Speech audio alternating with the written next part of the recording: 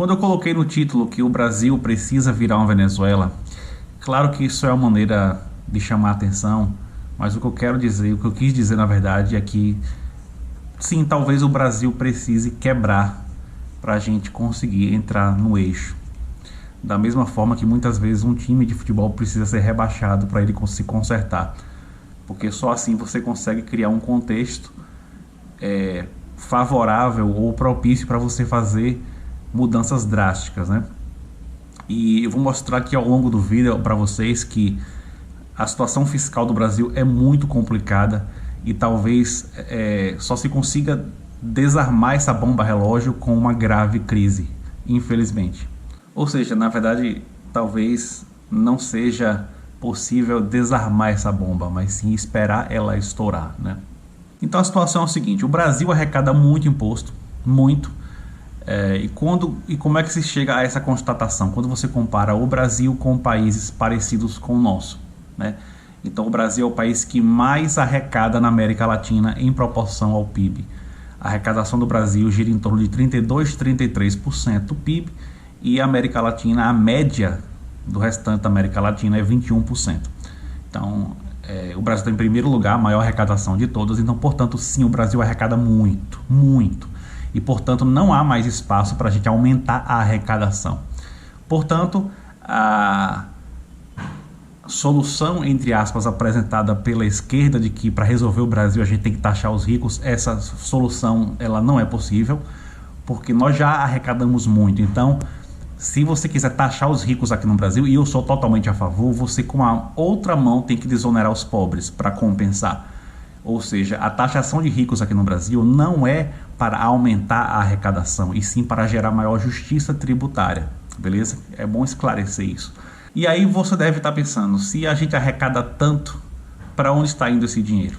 Já que o SUS é um caos, precisaríamos investir mais em educação, muito mais em ciência, muito mais em infraestrutura, a gente quase que não tem dinheiro para tapar buraco de estrada.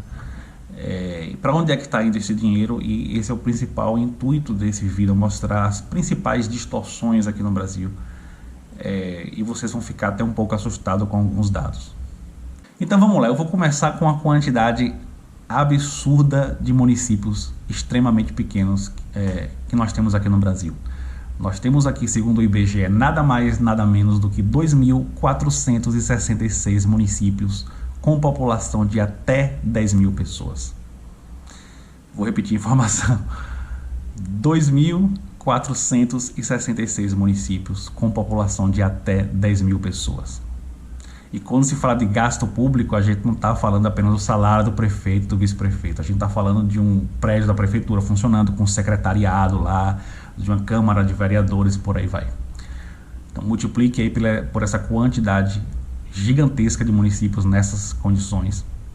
E aí você vê o quanto de dinheiro que está sendo jogado no ralo.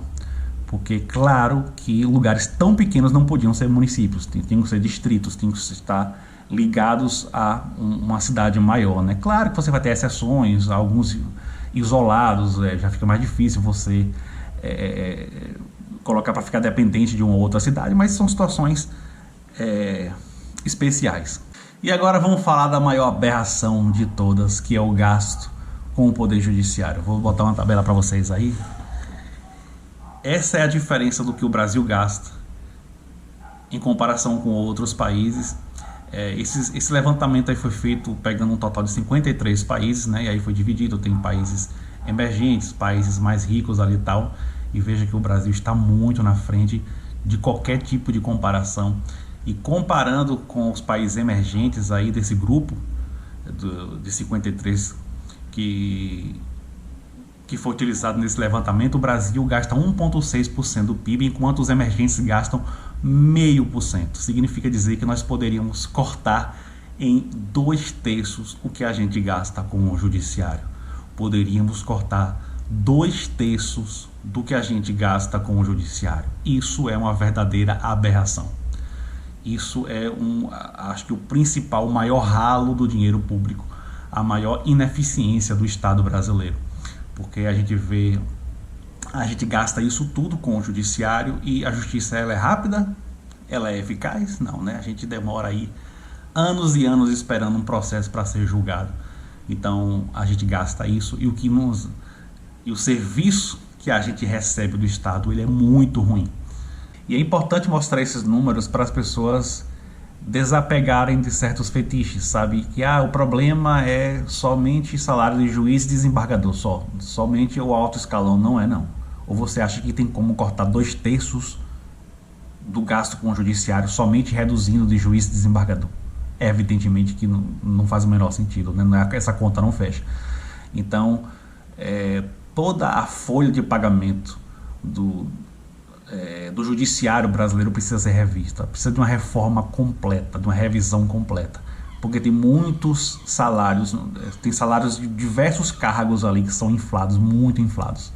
Outra aberração é a previdência dos militares. Eu vou deixar aí também os números para vocês observarem a comparação da receita e despesa da previdência dos militares com o regime geral de previdência. Então vejam aí que o regime de previdência dos militares arrecada 9 bilhões e gasta 58 bilhões. Como é que você arrecada 9 e gasta 58? Isso não faz o menor sentido. E quando você compara com o regime geral de previdência, tem um déficit também, mas nem se compara com, proporcionalmente, evidentemente, ao rombo dos militares, certo? No regime geral de previdência, o 65% do gasto é arrecadado, a receita corresponde a 65% do gasto, enquanto dos militares é 15% apenas.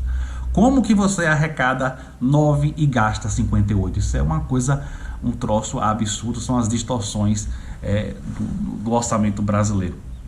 E agora eu vou colocar para vocês aí o gasto total do Brasil com a folha de pagamento de servidores, uma comparação com outros países. Veja que a gente está gastando muito, muito mesmo, principalmente quando você compara aí com os países latinos. Vejam os latinos que estão nessa lista aí, veja a diferença absurda do que a gente gasta para o que eles gastam, né?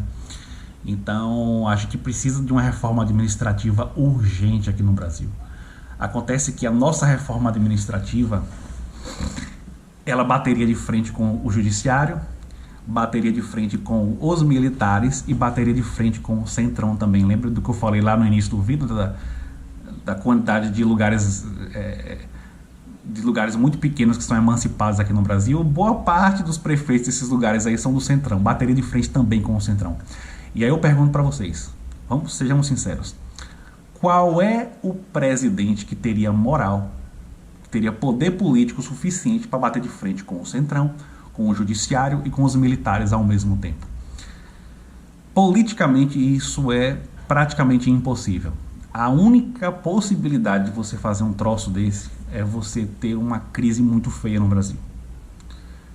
Aí você abre espaço, você cria uma justificativa política para você fazer um corte pesado, que é o que está sendo feito na Argentina. Eu não vou comentar sobre a Argentina porque eu li pouco sobre, então não vou dar minha opinião sobre o que está acontecendo lá. Mas o que está acontecendo, pelo menos o que eu sei, é que foi feito um corte pesado lá pelo presidente novo, lá, o Milei. Enfim, e aí vamos esperar os resultados aí, ver o que é que vai dar aí, tanto na parte da economia quanto na parte social. Vamos esperar o resultado final de tudo isso daí. Mas só foi possível fazer aquilo na Argentina porque eles estavam numa situação muito feia. Por isso o título do vídeo. Sim, talvez o Brasil precise virar uma Venezuela. Só que o custo para a sociedade de um acontecimento desse é muito pesado, né? Então talvez não valha a pena a gente virar uma Venezuela para poder ter as reformas necessárias, porque vai ter gente morrendo de fome, talvez não morrendo, mas passando fome, vai ser muito complicado. Mas o fato é que o Estado brasileiro ele está travado. A gente arrecada muito e a gente quase que não tem dinheiro para tapar buraco de estrada, porque nós somos muito, mas absurdamente ineficientes no nosso gasto.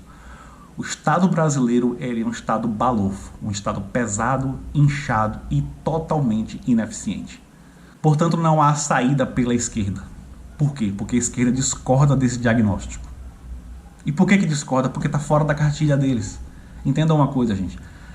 Política é uma disputa pelo poder. E faz parte da disputa pelo poder a disputa pela narrativa também. A esquerda não pode concordar com o diagnóstico de que nós temos um Estado pesado, ineficiente, um Estado balofo, porque essa é uma narrativa dos liberais. Então, na disputa de poder, na disputa pela narrativa, a esquerda não pode concordar com os liberais, porque senão vai dar moral para os liberais. Política se trata muito mais disso do que de qualquer outra coisa. Coloquem isso na cabeça de vocês. A esquerda jamais vai concordar com esse diagnóstico, porque isso dá moral para os liberais.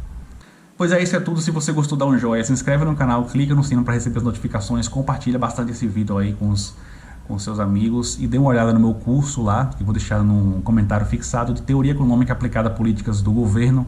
Tá com um precinho aí de R$ 24,90, preço promocional. Dá uma olhada lá no curso, valeu?